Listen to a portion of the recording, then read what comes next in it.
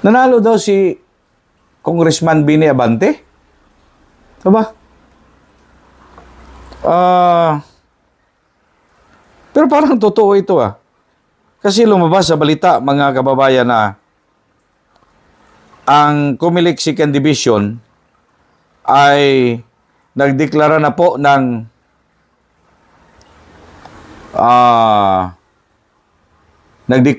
na si Congressman Bini Abante ay siya daw ang duly elected representative of the 6th District of Manila. Hoy! Totoo pala. Totoo pala. Aba, di ba? No, after ng eleksyon na sa Mayo 12, di ba ang lumabas na nanalo doon, mga kababayan, ay yung kalaban niya na si Luis Dewey Chua Salcida. Luis Dewey Chua Uy. Hindi po ba? Di ba talo si Abante dito? Naku po. Mukhang malaking ito Mukhang malaking istorya ito ng Philippine politics na naman natin. O lalong-lalo na dyan sa Comelec, mga kababayan. Kasi po, parang hindi madalas nangyari itong ganito, po. Imagine mo, diniklara na nanalo sa eleksyon. Baka nga meron na silang victory party nagawa Gumastos na siguro yung nanalo si Mr. Uy. Kasi prinoklama na nga ng Comelec na siya ang duly elected congressman of the 6th District of Manila. Nako po. Mukhang ito? Mukhang another history na naman sa ating bansa sa eleksyon, mga kababayan. Ano kaya kung sa inyo mangyari ito? Pero totoo ito totoo ang balita, mga kababayan. Ito sa news ng GMA News Online. Babasahin ko po para mas maliwanag. Ano po? Sabi dito sa balita, mga kababayan, the Commission on Elections Second Division has declared Bini Abante as the duly elected representative of the 6th District of Manila in election 2025. This came after the Poll Bodies Division voided, the certificate of candidacy of Luis Dewey Chua Uy after Abante filed a petition against him over questions about his Filipino citizenship po. Patuloy natin. In Abante's petition, dito sa balita, mga kaibigan, he alleged that Uy could not have derived the status of natural-born citizen because his father did not have such status at the time of respondent's birth. Na para bang dito sa kanilang argumento, pinalabas na hindi pa Pilipino yung father niya bago pa man siya pinanganak. Okay? Para magkaroon ng natural-born citizenship dito sa Pilipinas. Kahit na po foreigner ang father mo o ang parents mo, but nagpa-citizen siya dito. And ikaw ang anak, pagka-citizen na siya dito, by operation of law, ikaw din na anak ng father mo na foreigner, ay automatic Filipino citizen ka na. Ito ang argumento sa petisyon dito ni Congressman Abante.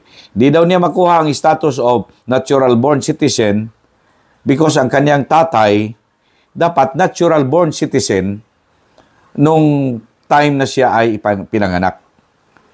Ito ang takbo ng istoryang ito. Now, despite Oy saying that he is a natural-born citizen of the Republic of the Philippines and declared the same in his certificate of candidacy, the COMELEC Second Division decision ruled that he is at most a naturalized citizen, not a natural-born one. Nang ibig pong sabihin nito, kahit na po sinabi ni Oy na siya, ako, example, ako, natural-born citizen ako ng Pilipinas, Oy saying that he is natural-born citizen of the Philippines, na siya ay natural-born citizen of the Philippines. Sa kanyang certificate of candidacy, declared the same in his certificate of candidacy. Doon sa COMELEC, sabi ng Second Division sa kanilang ruling that he is at most naturalized citizen and not a natural-born one. Ang ibig po sabihin na kahit na sinabi niya natural-born citizen siya, doon sa kanyang certificate of candidacy, ano po? Sinabi ng COMELEC, naturalized born citizen ka at hindi ka natural born citizen nung time na nag-apply ka ng candidacy. In its 22nd o 22 pahina po na ruling, the full body stated that Oy was considered as a non-candidate. Aba, kinonsidera na po doon sa desisyon ng COMELEC na Second Division pinalabas nila, ano po, na kinonsidera po na hindi siya kandidato. And his certificate of candidacy was void ab initio. Ang ibig sabihin po, dahil sa void from the very beginning, sa umpisa pa lang po, balinada na, wala na epekto ang kanyang candidacy, and therefore, hindi po siya kandidato. Dito sa sinabi ng ruling, according dito sa pinalabas po na balita ng GMA News. And, accordingly, sabi dito, the votes cast in his favor are considered stray. Ibig sabihin po, yung boto po na naibigay sa kanya ay kinonsidera po itong basura. Walang epekto, wala lahat. Stray nga eh. Basura. And should have not been counted. Dapat hindi ito binilang. O dapat hindi ito nabilang. Ngayon, sa pagproklama ng respondents, sabi dito, respondents' proclamation should thus be annulled. Dapat daw dito, ang proklamasyon ng respondents dapat ay i-anular. Walang bisa po, pawalang bisa. Leaving petitioner the only qualified, who is the petitioner in this case? Congressman Abante. Leaving the petitioner the only qualified candidate, so dalawa lang po pala sila, who obtained the highest number of votes for the position of member of the House of Representatives in the 6th District of Manila. Ayan po. Ito ang mga wordings na ginagamit po dito ng COMELEC na dapat ang proklamasyon ni Oy o yung respondents ay ibaliwala. Walang bisa. Ano po?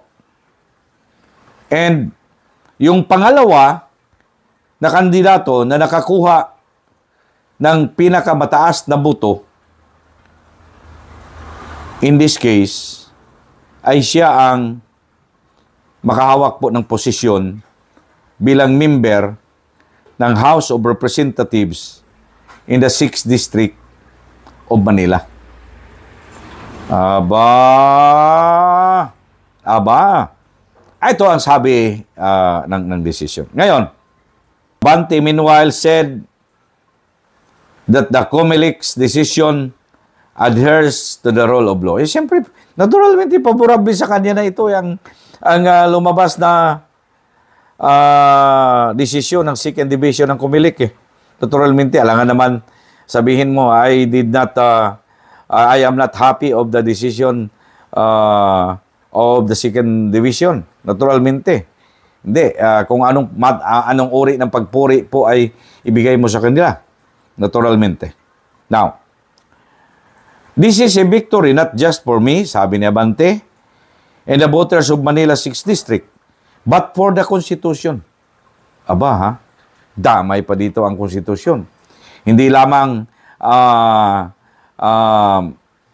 kapanalunan daw, hindi lamang kapanalunan ng pang-anim na distrito ng Maynila, but ito'y kapanalunan rin ng ating konstitusyon. Damay patuloy ang konstitusyon natin dito. Okay? Sabi niya,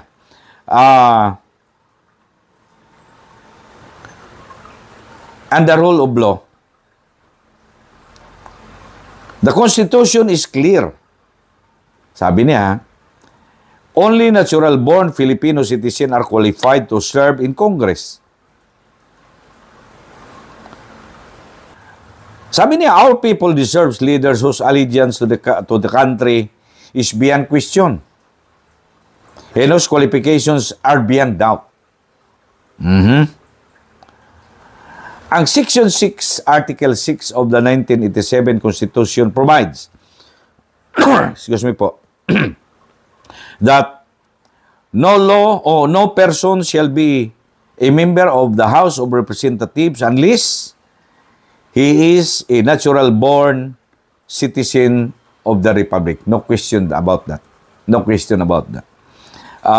Wala tayong question. Maliwanag yan. Okay? Nasa konstitusyon natin ito. Sabi niya, this is not about personalities. This is about the rule of law. The Constitution must prevail. Our democracy depends on it. Ang sabi niya. But, ito kahit na itong balita pinalabas or lumabas na ang Second Division ay nag-disqualify na kay Mr. Oy, ang COMELEC chairman na si COMELEC Chairman George Garcia, sabi niya, that Abante will not be proclaimed as representative of the 6th District of Manila pending the finality of the decision. Kahit na-annulled ang kanyang proclamation, kung hindi pa final o hindi pa final and executory, ang desisyon ay maring may effect pa ang proclamation hanggat wala pang finality ang desisyon na binaliwala ang naturang proklamasyon. O ayon. Sabagay, maliwanag naman itong sabi niya hanggang sa wala pang finality. Pero doon na yung papatungo Doon na yung papatungo. Maging final. Kung hindi ito i-question, siyempre, maging final talaga ito. Now, but ako, sa isip ko po, itong si Mr. Oy, definitely, yung kanyang legal team, magawa ito ng mga legal moves na i-question itong desisyon ng Second Division ng COMELEC, no? Na nag-disqualify sa kanilang kliyente kay Mr. Oy, na hindi na siya ang nanalo noong nakaraang Mayo 12 na halalan o election po. Alright. Medyo dito ang COMELEC. Pero may maganda tayong pag-usapan dito mamaya ito ang laging titingnan ay kapag may inisyo ang COMELEC na Certificate of Finality, so parang ito ang paliwanag ni Chairman Garcia.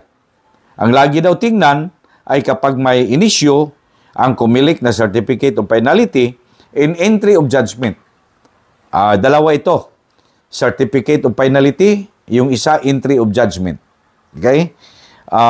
Yun ay nagpapatunay na ang desisyon namin ay executory na at final.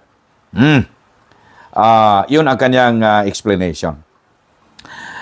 Ito dito mga kababayan, sa bagay naman, medyo pinapaluwang-luwang o pinapagaan pa kundi ang mga dibdib ng mga followers, no, ni Mr. Garcia at saka mismo kay Mr. Garcia at sa kanyang pamilya.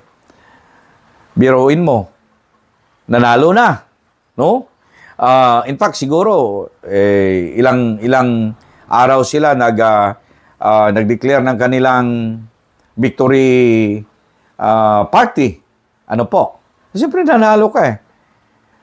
Pambihira lang yung mga ganyan mga kaibigan. Hindi lahat ng taong mapagbigyan ng ganyang oportunidad at bigyan ka ng tiwala ng taong bayan. Ano po? Okay? Because mandate nga yan. Mandate. Pambihira mangyari yan. Marami po ang gustong maging. Pero ayaw ng tao. Kaya hindi sila nakaupo. Kaya ito, napakagandang tsansa na sana mga kaibigan doon kay Mr. Uy. Kaso, may petisyon nga na pinail ang kanyang kalaban na gusto nga ipadisqualify on the issue of citizenship, mga kaibigan. Ang problema lamang dito, yung disqualification lumabas after proclamation na. At hindi lumabas before election or even before proclamation. Ano po? Magkaibang hayop po ito. Ano po? Magkaibang hayop. Disqualification after proclamation. Isang hayop ito. At saka, disqualification before proclamation. Nakuha po ba ninyo? Magkaibang hayop ito eh. Kung ang disqualification nangyari before proclamation, mukhang walang problema yon. Okay? Mukhang walang problema yon. Pero ang nangyari ang disqualification after proclamation, ito ang may problema. Ano po? Ito ang may problema. Kasi it is not, sabihin nating automatic that yung second highest number of votes na nung nakaraang eleksyon ay automatic po siya ang maging nanalo. Okay? Hindi ganun po. Hindi ganun. Kahit na sinabi ng desisyon na kahit na sinabi ng paliwanag ni Mr. Garcia, ni Chairman Garcia, na after lamang ng finality at entry of finality, pwede na si Abante. Ay dito may legal questions dito mangyari, mga kaibigan. Alam ninyo bakit? Ito. Ito ang mangyari. Sandali po. Okay. Ito mga kaibigan dito kasi, hindi porket diskwalipikado na ang kalaban ni Congressman Abante.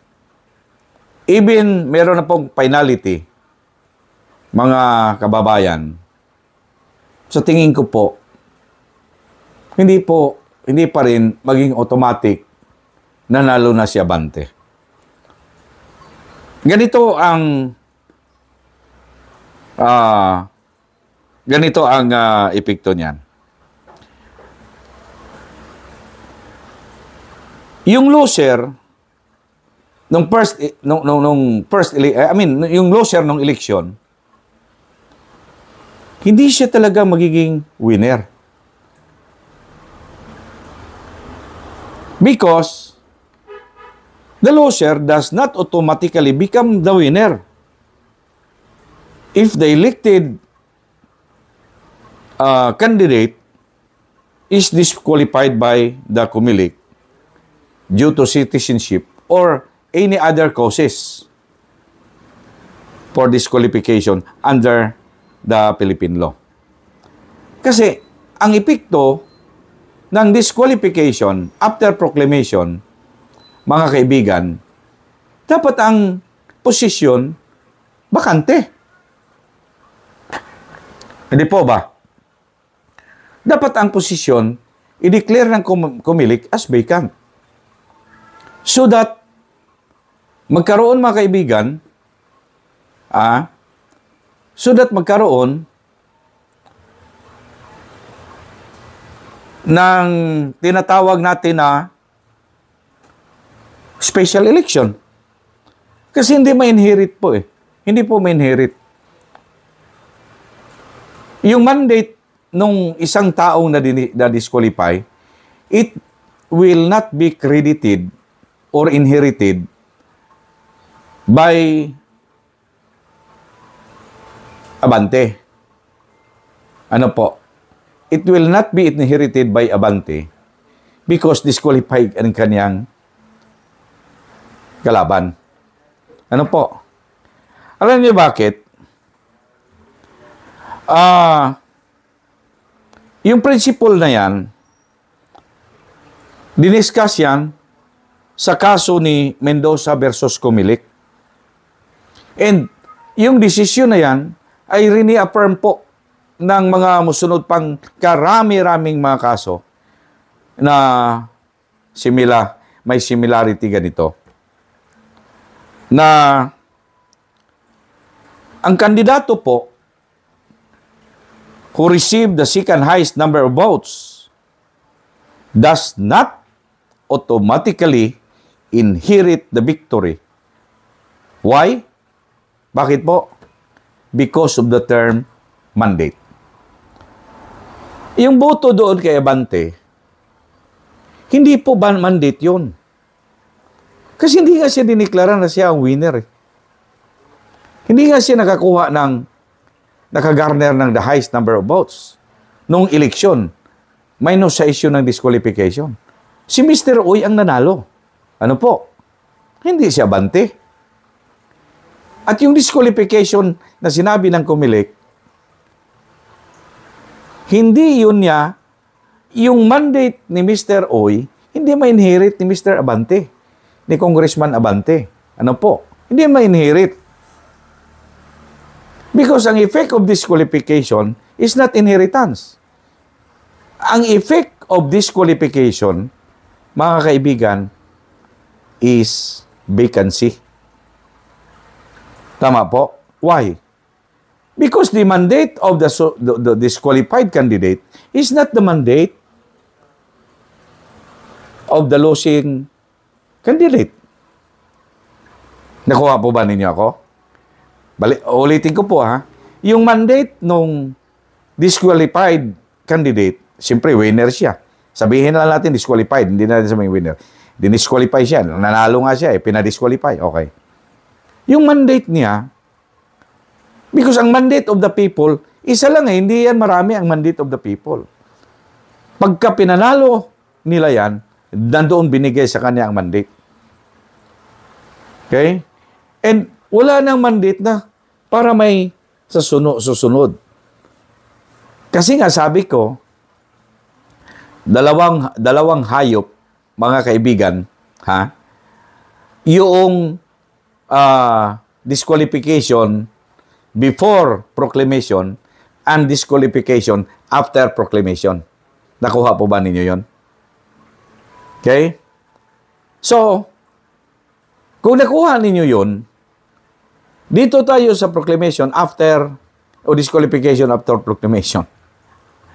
Ang issue dyan, mga kaibigan, mandato. Sino ba talaga ang binigyan ng mandato ng taong bayan? Si Congressman Abante ba? Hindi po.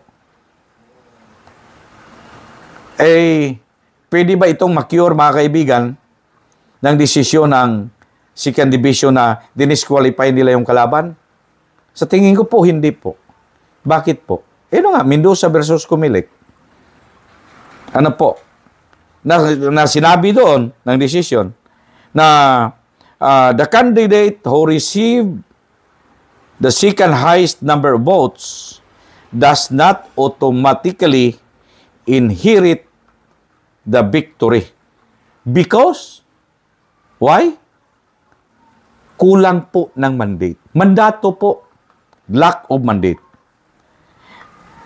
The second placer did not receive the majority or plurality of votes necessary for a mandate. Nakuha ninyo yon? Na, kailangan ang mananalo dito, hindi yung runner-up. Okay? Hindi, because na-disqualify, ito na lang, second runner-up. Hindi po. Dapat ang epekto dyan, mga kababayan, yun na nga, sabi ko, vacancy. I-declarar dapat vacant. Hindi yung sinabi ni Garcia, sorry po I object doon sa opinion, mga kaibigan, ng Comelec chairman. Sabi niyan, titingnan daw dyan, di ba? Yung finality at saka entry of finality. Na ibig sabihin, habang wala pa yon o hindi pa lalabas yun, yun pa rin si Mr. Oy ang manalo. Pero sa tingin ko po, talagang magkaroon ng finality yan. Ano po? So what is the effect of, kung susundin natin yung sinabi, mga kababayan, ni Comelec chairman George Garcia, pagka magkaroon na ng finality, may entry of finality, automatic na si Abante ang uupo. Malaking question ito. At ito, babalik na naman doon sa Mendoza versus Comelec. Okay? Babalik na naman yan sa Mendoza versus Comelec. Na nagsabi na yung the candidate who received the second highest number of votes does not automatically inherit the victory. Why? Because lack of mandate nga po. Kulang po ng tiwala o kulang po ng mandato na binigay ng tao. Ano po? Kulang po ng mandato na ibinigay ng tao. So, maliwanag yun. Okay? Kasi, yung boto nung na-disqualify, iba yun. Kahit, tandaan ninyo doon sa sinabi nila, maging stray na daw yun, di ba? Votes cast for the disqualified candidate are considered stray votes. And they do not transfer doon sa second placer. Nakuha ninyo yun? Kaya sabi ko, ang term ko, hindi pwedeng ma-inherit niya. Kasi, disqualified ka na, wala na yun, balinada na yun. Okay? Kahit na karami yun, balinada na. But ang tanong, pwede bang malipat doon, madagdag doon kay Abante? No. Definitely not. At because of siya ang sumunod na nakakuha ng mataas na boto, ay automatic siya ang mananalo na? No. Hindi rin. Kaya dito, mga kaibigan, ang tingin ko sa Comelec, tama siguro. Yung mga inisip ng ibang mga kababayan na mukhang iba ang ng Comelec dito, po. Iba ang treatment ng Comelec sa kasong ito. Kasi, sa bagay, trabaho naman nila na magpalabas ng kung anong nakita nila. Although, sinabi naman, in fairness ni Garcia, na after finality and the entry finality, makakaupo lamang si Abante. Pero hindi doon. Hindi hanggang doon lamang po. Ano po? Kasi sa tingin ko mga kaibigan, ang effect of yung pong finality, doon sa disqualification nila, is not inheritance of the position sa next second highest number of votes. Hindi yun effect. Walang inheritance effect doon. Ang effect doon is that the position will be declared as vacant. Ganun sana ang mangyari, mga kaibigan. Kaya malaki itong issue na haharapin. Hindi pa ito mga kababayan natin talagang titigil na hanggang dito. Kasi sa tingin ko po, sabi ko na nga yung Mendoza versus Comelec maliwanag na doon sinabi ng Comelec na sinabi ng Supreme Court, the candidate who received the second highest number of votes does not automatically inherit the victory. Kita ninyo? Ano po? Maliwanag So, babalik na naman yan. Iikot na naman siya doon. Okay? There is no such thing as succession dyan sa vacancy. There is no such thing as succession, mga kababayan natin. Okay? Walang succession yan. Ang talaga mangyari dito, magkaroon ng special election. Yun lang po. Para mas maliwanag mga kababayan dito. Para hindi tayo mahirap na ito pagka, siyempre, maging record din ito. At meron tayong mga next generation, yung mga bata pa ngayon, baka mapasok sa ulo nila na pwede pala yung ganun. Sa bagay naman, may mga decisions on the record yan sa Supreme Court. But, parang hindi maganda pakinggan sa ngayon, mga kababayan, na hanggang doon lang ang sabi ng Comelec. Na ang titingnan naman dyan daw, yung finality at saka yung entry of judgment na para bang ibig sabihin, yanin nyo. Total naman yung pinalabas ng second division dyan, hindi pa naman yan final. Okay? Ang ibig siguro na sabihin, sigurado sila may gagawin ang yung legal team ni may gagawin. Ano po? At hindi sila titigil, siyempre. Pero naman, sana hindi ganito ang epekto. Kung ganon, sana, dinisqualify na nila, kasama sa disqualification order, sana, ang declaration of vacancy. Ano po? Disqualification order, declaration of vacancy. So that kung declared vacant ang position, yung Comelec, bahala na sila paano nila interpret ito because there is vacancy. Meron silang mandato sa kanila. When there is vacancy, magkaroon talaga ng special election. Ano po? Di ba? Ganon sana ang mangyari dito, mga kababayan ko. Okay? So, yan ang tingin ko, mga kaibigan. Yung mga followers ni Oy, baka iba ang tingin doon sa Comelec. Ano po? Ang judgment kasi nila, para bang ipapalabas, mga kaibigan, na automatic nang makaupo si Abante kung ang decision will become final and the finality of the decision ay may lagay na po sa entry of judgment nila. Di ba? Ganun ang interpretation doon. Para sa inyong comments, just write down below. And huwag kalimutan mag-like at mag-subscribe sa aking channel, Broadcasters Viewpoint. At i-click ang notification bell para po lagi kayong updated.